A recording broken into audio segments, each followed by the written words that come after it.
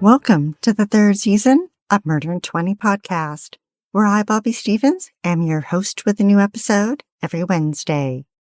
If you're a serious fan of true crime and love listening to podcasts, but don't want all that small talk, you've come to the right place. We get right to the facts. Murder in 20 episodes are concise and complete in 20 minutes. Less talk and more true crime. We're an independent podcast with over 125 free episodes. We love what we do and are dying to continue. If you enjoy listening to Murder in 20 every week, we'd love your support by visiting patreon.com and throwing some change our way to keep our creative minds writing into the wee hours of the night. Be sure to like, share, and follow us to learn about upcoming episodes. Thanks for tuning in. Now let's get to this week's episode.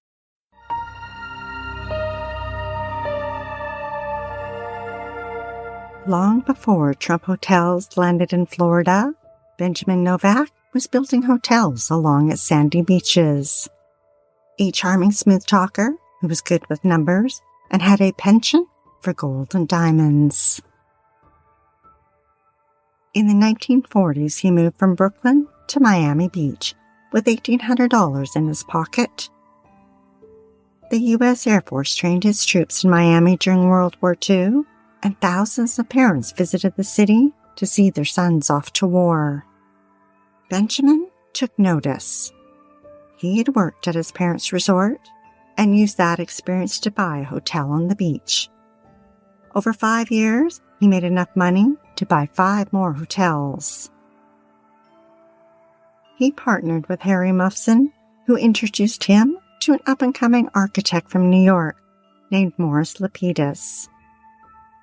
They hired Morris to design the lobby of their next hotel project. Although their collaboration was a smashing success, Benjamin and Heir had a falling out. Rumored to have happened when Heir played a practical joke on Benjamin and removed all the furniture from his office and changed the locks on the door. Benjamin didn't see the humor in it. The partners severed their relationship and vowed revenge on one another. Now, Benjamin was married when he took a trip to New York and ran into Bernice Stemple, a young New York fashion model. Bernice grew up in a foster home. Ambitious, she used her good looks and vibrant red hair to land a modeling career and worked for companies like Coca-Cola in the 1950s. Benjamin fell head over heels for Bernice, but she wouldn't have anything to do with the married man and told him so. Benjamin returned home but couldn't forget her. The Miami Herald reported that a few years later, when he got divorced, he showed up with his divorce certificate and asked her, "Now, can we date?" The couple married, and on a trip across Europe, they toured England, France, and Switzerland. Just outside of Paris, they drove past the Palace of Fontainebleau, the medieval castle from the 12th century, with its Italian Renaissance style, was over-the-top opulent and an inspiration to Benjamin. Back in Miami Beach, the hotel scene was evolving. Gone were the everyday man's hotel, and in their place, massive hotels were being built along Ocean Drive, nicknamed Millionaire's Row. In 1952, Benjamin bought a mansion on Millionaire's Row, tore it down, and built his dream hotel, naming it the Fontainebleau. The exterior was modern looking. Its crescent shape was designed to be 45 degrees, so that almost all of its rooms had an ocean view. For the interior, he wanted the design to reflect the lavish inspiration he'd found in France. Bernice participated in the design and filled it with antique furniture. Its 17,000 square foot lobby was grand, with black and white marble. The hotel had 435 rooms and a staff of 847. The hotel opened to much fanfare in 1954 with Benjamin calling it the eighth wonder of the world. The prestigious hotel soon became the place where movie stars, athletes, and presidents stayed. Performers included Elvis, the Rat Pack, and Liberace. Joe DiMaggio and Frank Sinatra had suites named after them, and it was common to see actresses such as Julie Garland, Marlene Dietrich, and Joan Crawford stroll through the lobby, along with Presidents Harry Truman, John F. Kennedy, and Lyndon Johnson. Over the years, numerous movies were filmed at the hotel, including James Bond's Goldfinger, Frank Sinatra's Lady in Cement, and Jerry Lewis's The Bellboy.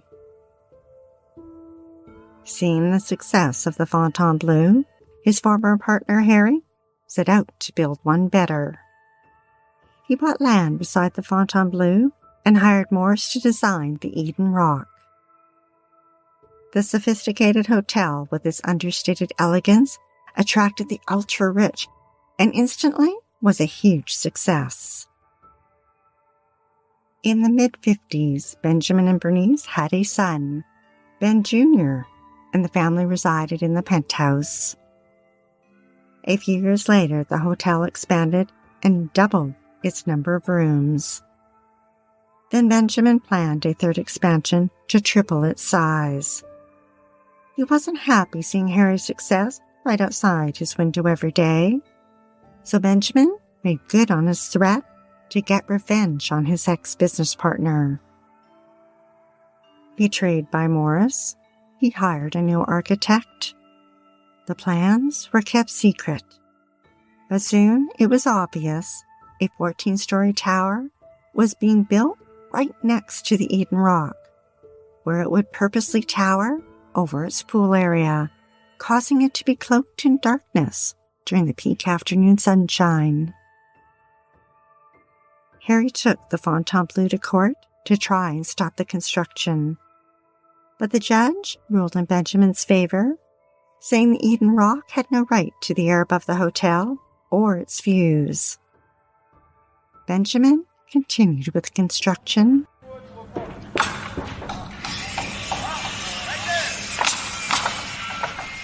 and ensured the wall facing the Eden Rock was solid cement, except for one lone window in the very top corner, where from his family's penthouse apartment he could look down on the shaded abyss of his competitor and smile. For years, the wall was known as the Spite Wall. By 1960, Benjamin was worth $20 million. Any money he amassed, he poured back into the hotel. He never saved a penny for a rainy day, and soon the rain started to pour. Hotels in Las Vegas were being built with megawatts of glitz and glamour, pulling entertainers away from Miami, because Las Vegas offers something Miami couldn't: gambling.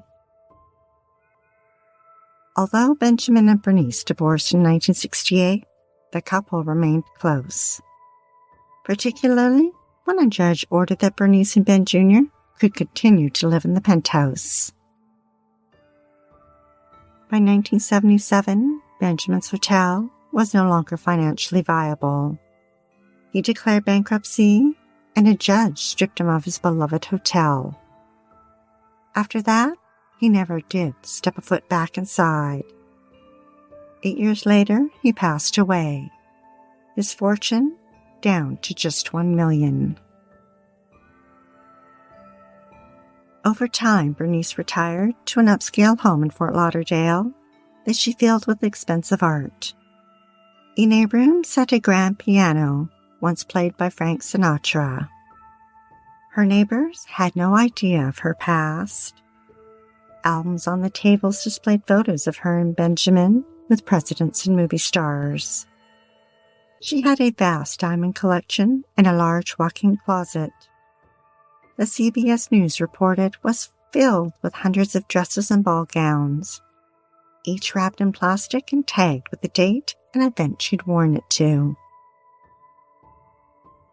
Ben Jr. lived a privileged life of private schools and limousines, but growing up in a hotel was a lonely life for a child, surrounded by adults, and in his teens, the ladies of the night that frequented the bars in the hotel. Later, he built a successful career in planning events and conventions. Enjoying his success, he splurged on his obsession with Batman and amassed over $1 million collection, including a first edition of the Batman comic and a full-size replica of the Batmobile. Meanwhile, Narcy Feliz and her brother Cristobal moved from Ecuador to the U.S. Cristobal settled down in Brooklyn, while Narcy, who had a young daughter, found work as a stripper at a club in Miami. That's where Ben met the working girl. Narcy hit the jackpot when she married Ben in 1991. Ben's mother, Bernice, didn't like Narcy. Over the years, their marriage was tense and turbulent. At one point, Ben filed for divorce, but the couple later reconciled. Narcy signed a prenup, but never thought she'd need it. But then, her husband developed a wandering eye.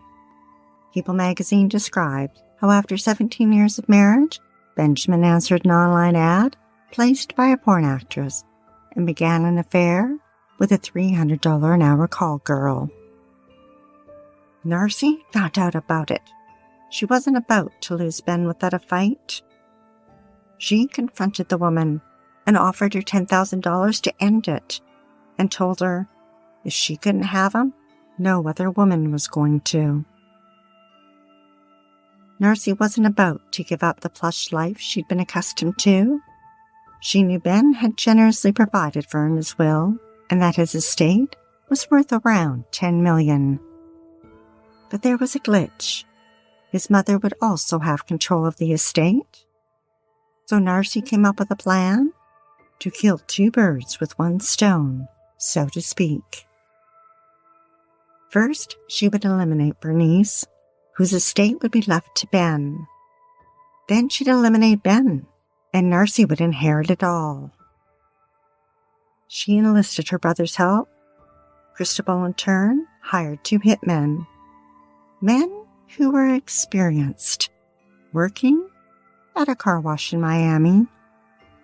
He hired Alejandro Garcia and Joel Gonzalez. Court records revealed that Narcy provided her brother with precise instructions. Bernice was to be beaten and her teeth knocked out. On April 5, 2009, Cristobal drove Alejandro to Bernice's home. As dusk settled in, he waited in the shadows. Hiding behind a garbage can near her driveway, he watched as Bernice came outside to move her car into the garage. He was ready. Alejandra pounced.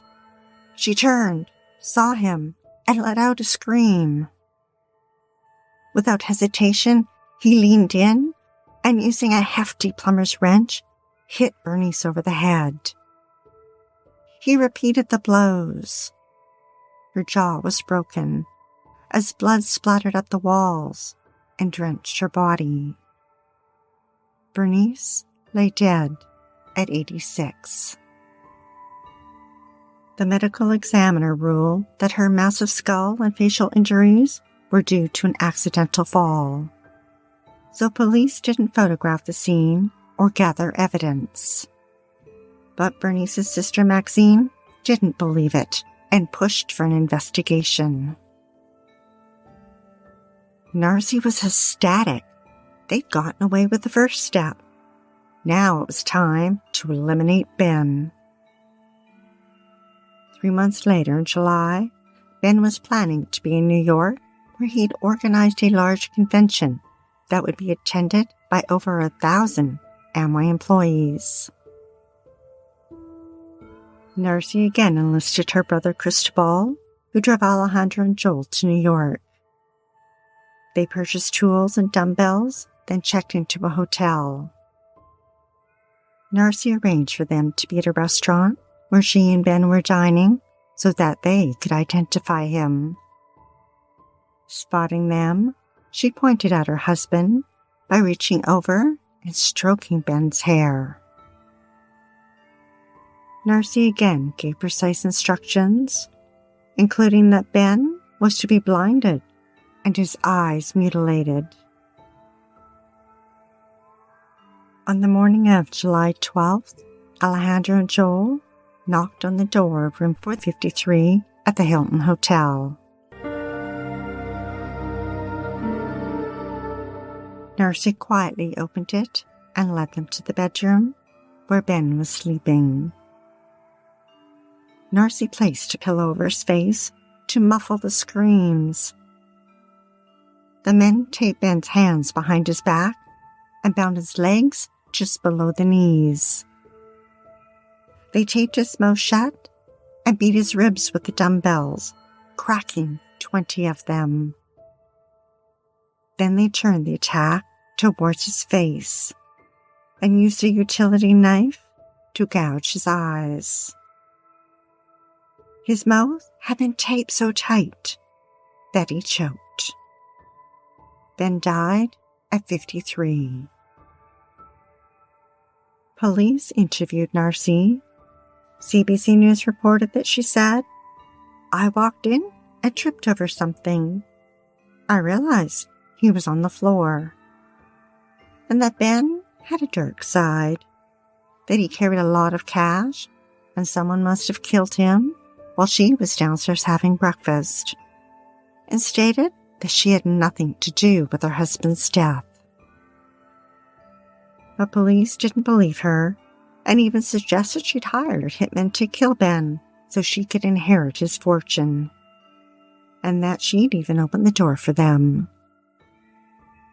Narcy appeared shocked and told them, "I don't need you or anybody else to yell at me or put pressure on me. I cannot take it.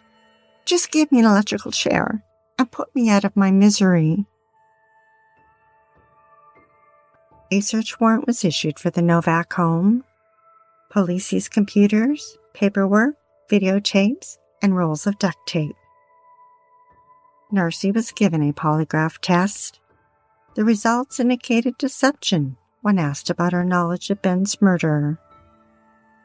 Hotel officials determined that a hotel key was not used to enter the hotel room that morning, and investigators wondered why, after 2 months, Narcy had failed to claim Ben's body. It was still stored at the county morgue. Well, that was because Narcy had better things to do. She was busy raiding Ben's safety deposit boxes, stealing cash, and selling off his Batman collection. Police visited Cristobal at his apartment and questioned him. While there, officers noticed a Western Union receipt for $500 made out to Alejandro Garcia.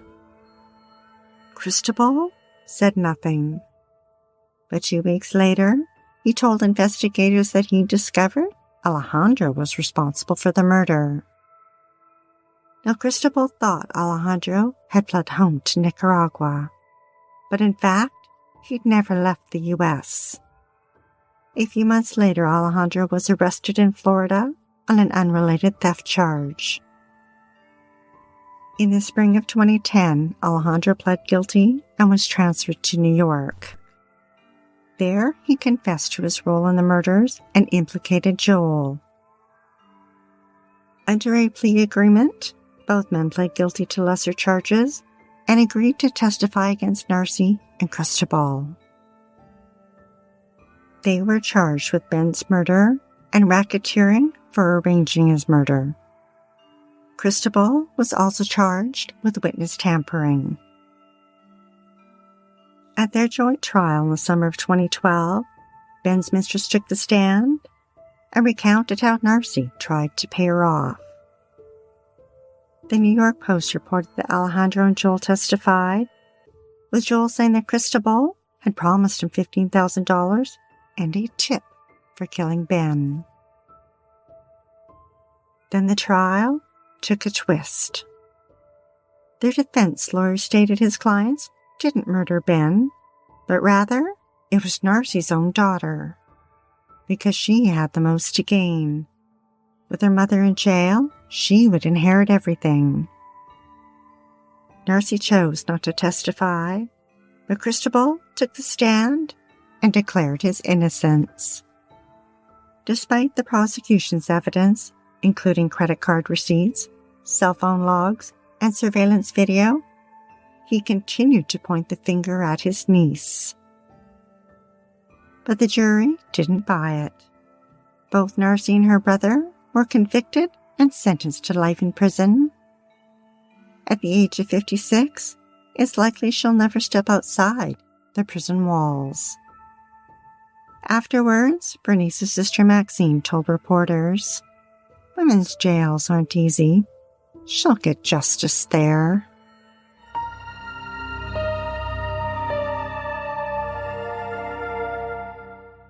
Thanks for listening to Murder in 20 with less talk and more true crime.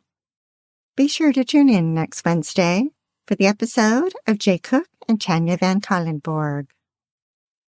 High school sweethearts, Jay and Tanya set out on a road trip from Victoria to Seattle. But once they crossed the border, they came face to face with evil. It would take DNA and new technology 30 years to catch their killer. We'd like to acknowledge Purple Planet for use of their music, sound effects from Vaseline Studios and Quick Sounds, and our many editorial sources who are listed on our website.